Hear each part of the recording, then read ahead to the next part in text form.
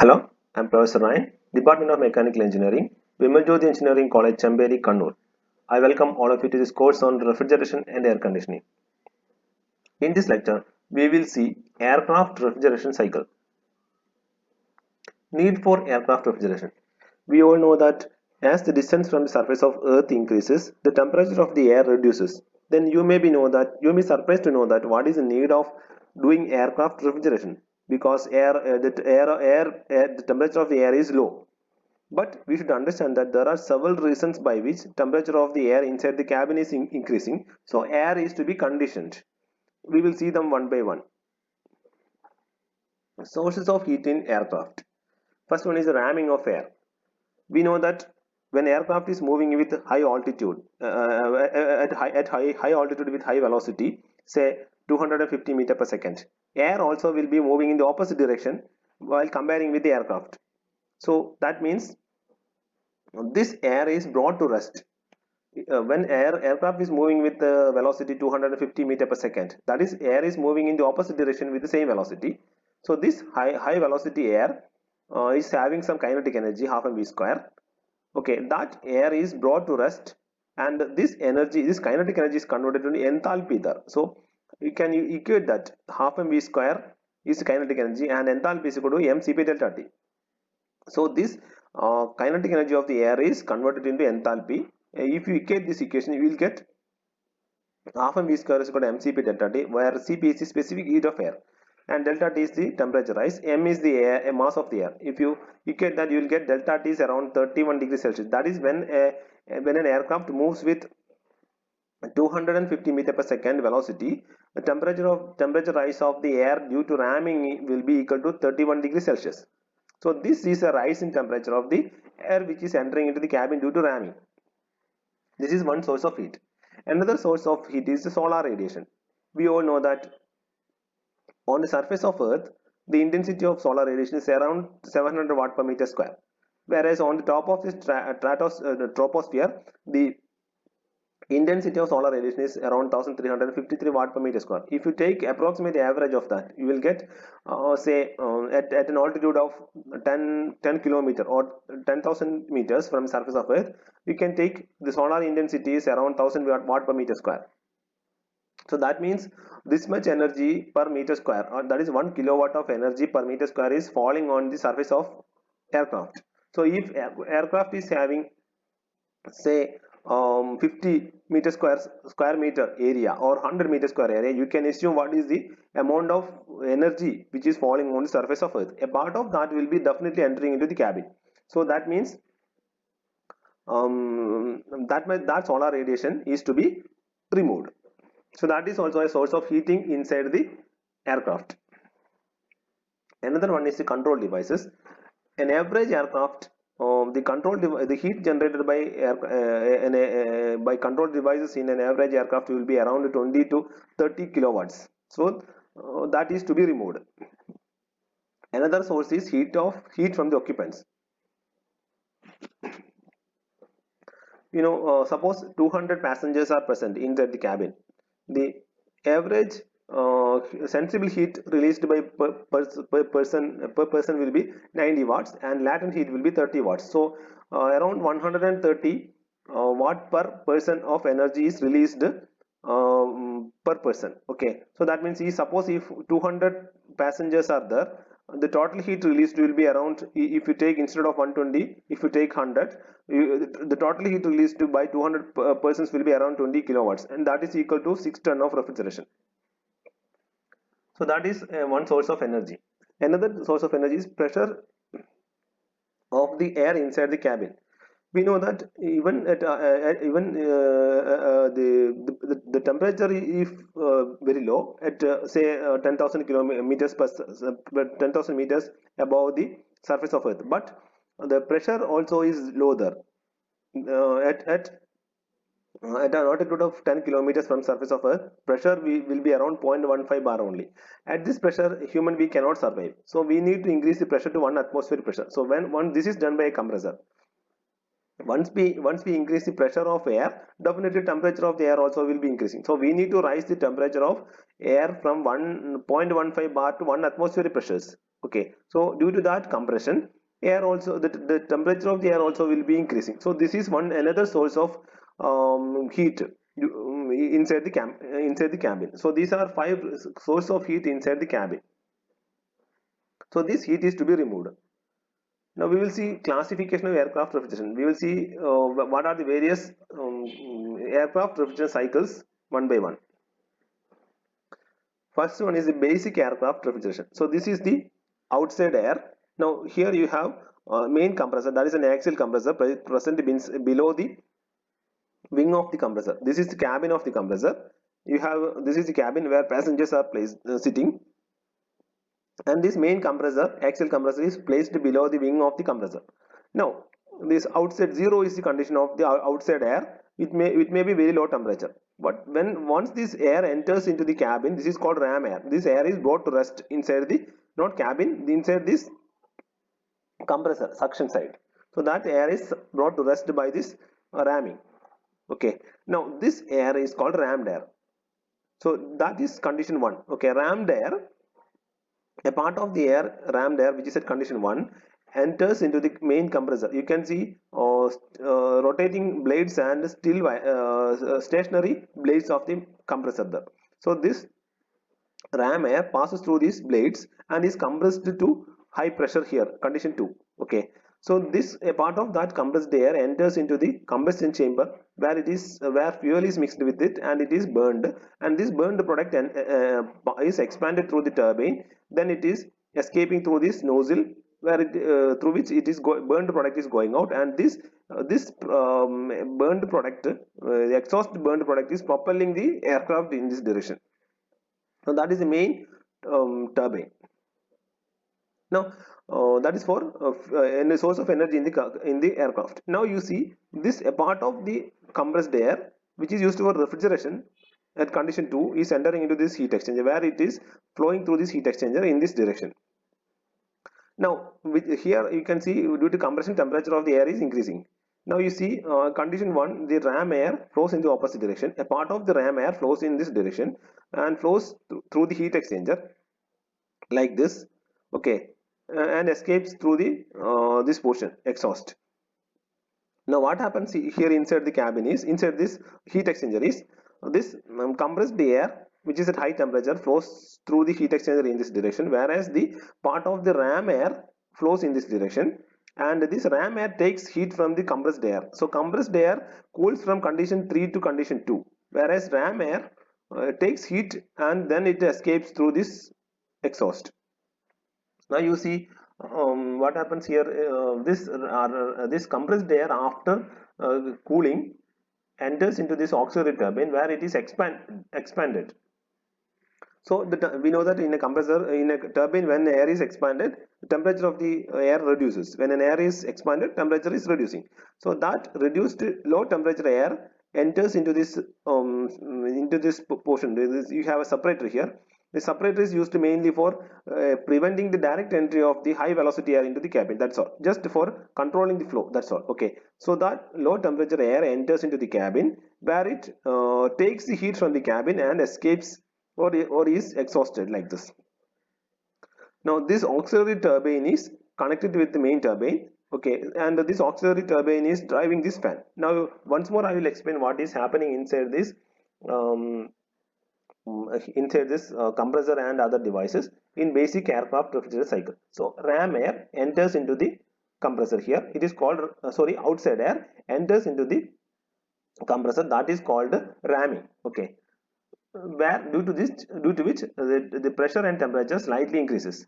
Now this ram air, part of the ram air flows through the compressor, axial compressor, and is compressed to condition 2. This compressed air is used, major part of that compressed air is used in the combustion chamber, where it is mixed with the fuel, burned, and exhaust, and burned product is expanded through the turbine and exhausted through the nozzle. So this is the source of energy, or this is this burned product which is flowing through the nozzle is propelling the aircraft in the opposite direction. Now A part of the compressed air coming out of the the axial compressor enters into the heat exchanger, which is at higher, this air condition at 2, the temperature of the air is high and the pressure also is high. This high pressure high temperature air passes through the heat exchanger in this direction, and whereas a part of the ram air flows in the opposite direction. You can see heat exchanger here. Okay, so here what happens is air takes the compressed air rejects the heat to the ram air, and ram air is exhausted. Compressed air rejects the heat and enters into the auxiliary turbine where it is expanded, and this temperature of the air is reducing to condition 4. Then that is entering into the separator and then enters into the cabin, takes the heat and from the cabin and flows out. Now if you represent this entire process in by using the a TS diagram, you can see there are several pressures here. Ambient pressure, that is condition 3, condition 0, ambient pressure. Then you have cabin pressure, that is this pressure. Then you have ram air. After here, that is one condition 1. Okay, ram air is another pressure, ram air. So this is condition 1. And then you have after compression here 2. This is that pressure. So you have ambient pressure, cabin pressure, ram pressure, and then higher pressure after compression. So this is we'll see the various processes one by one. 0 1 is the ramming action. So 0 1 is the ramming action. So it's isentropic process. So ramming action. Then it is 1 2. 1 2 is the compression in the main compressor. So 1 2 is the compression in the main compressor. Then 2 3 is the expansion. You can see 2 3 is the expansion. Sorry, 2 3 is the heat exchange. 2 3 is the heat exchange in the heat exchanger. So you can see 2 3 is the heat exchange in the heat exchanger. Then 3 4 is the expansion in the auxiliary turbine. 3 4 is the auxiliary expansion. So after 3, the compressed air enters into the auxiliary turbine and it is expanded to cabin pressure. Then this air enters into the cabin. So you can see the compression and expansion are isentropic processes. So that's a straight line, whereas heat exchange in the heat exchanger is a constant pressure process. So it follows that particular pressure line. 0 1 is the ramming, 1 2 is the compression in the axial compressor, then 2 3 is the heat exchange in the heat exchanger, 3 4 is the expansion in the auxiliary turbine. This is basic aircraft refrigerant cycle. Now we have another cycle called bootstrap air refrigerant cycle. In bootstrap air refrigerant cycle, you have an auxiliary expander here. Okay, or an auxiliary heat exchanger also. And we'll see that first what happens is in the same way ram air, the outside air enters into the compressor where it is compressed. Part of the air is compressed and enters into the turbine, main turbine, whereas part of the air flows through the heat exchanger 1. Okay, like this. After that it enters into an auxiliary compressor again. Okay, so it is first it is cooled, heat air, compressed air is cooled, then it enters into auxiliary compressor for again second compression. Okay, then it is entering into the expander where it is expanded, then it enters into the separator and enters into the cabin. So whereas what happens to the ram air part of that is going into the compressor, a part of that is used like this for and used for cooling the air in the heat exchanger 1. Then a part of that air is entering into the heat exchanger 2. Okay, so and that air is expanded, that air is exhausted. Now main the compressed air, what happens is compressed air first it flows to the heat exchanger 1, then a part of that then it enters into the auxiliary compressor, then it enters into the heat exchanger 2, then it enters into the expander, so then it enters into the separator and enters into the cabin and exhaust. So you can see 0 1 is the ramming action, 1 2 is the main compression in the axial compressor, then 2 3 is the heat exchange in the heat exchanger, 3 4 is the 3 4 is the auxiliary compression. Again it is compressed again after first compression, temperature is reduced, then it is compressed in the auxiliary compressor, then again it flows to the heat exchanger 2, and then it enters into the main expander. Okay, then enters into the cabin. So that is bootstrap aircraft refrigerant cycle. Then you have another regeneration cycle. In the regeneration cycle, you have a regenerator is used here. So that is the ram air enters into the compressor and compresses here, flows through the first heat exchanger. Then you can see another heat exchanger here. Okay, this second heat exchanger, what happens is a part of the ram air flows through the heat exchanger 1, okay, and is escaping through this like this. Then the compressed air first it flows to the heat exchanger, then it enters into the second heat exchanger. Okay, then that low temperature air enters into the expander where it is expanded. A part of that air is going into the cabin, whereas a part of that air is used for cooling the air in the second heat exchanger like this.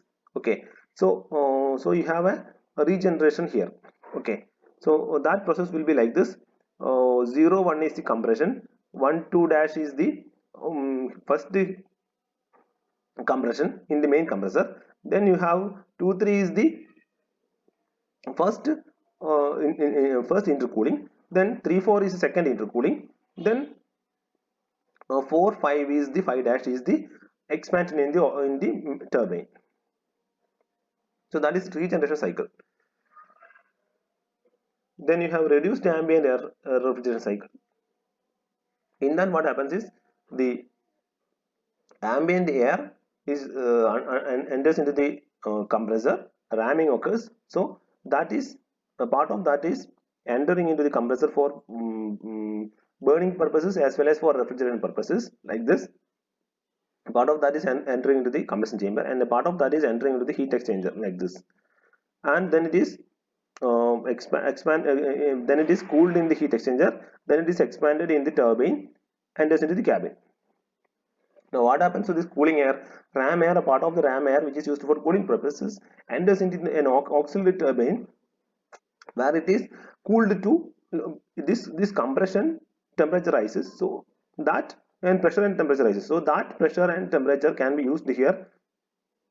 That pressure can be used for reducing the temperature here. So that ram air enters into an auxiliary turbine, that enters into the that after auxiliary turbine temperature will be low, so that air is entering into the heat exchanger. So you can see in the heat exchanger the temperature heat exchange occurs at a higher rate. So this air after compression is cooled to very low value than in the case of simple aircraft refrigerator cycle. So you have an auxiliary turbine there.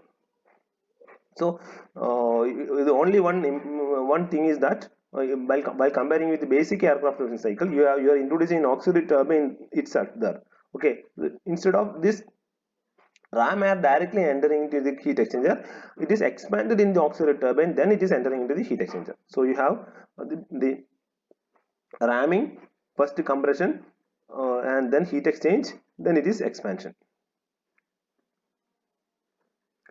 Now, why air is used as the refrigerant? It has got several advantages, like air is easily available and very cheap. It is non-toxic, non-flammable, safe and eco-friendly. Main gas turbine of the plane can be used for the main gas turbine of the plane can be used for air conditioning also. No need for dedicated compressor, because we know that for a refrigerant purpose compressor is used. So main compressor can be used for aircraft refrigeration purpose also. Now since it's an open cycle, no need of an evaporator, because evaporator is consuming more space and costly.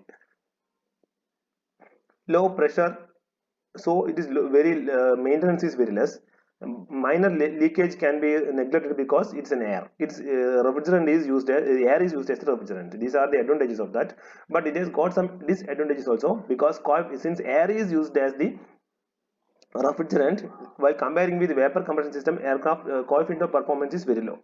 Now here sensible heat is used for cooling, not latent heat, so cooling rate will be very low, and freezing of moisture may cause choking. So these are various disadvantages of the system. Now we will hope you understood how the working of We hope you understood the sources of heat inside a aircraft, then various aircraft refrigeration cycles and its advantages. Thank you very much for listening to this lecture. Thank you very much.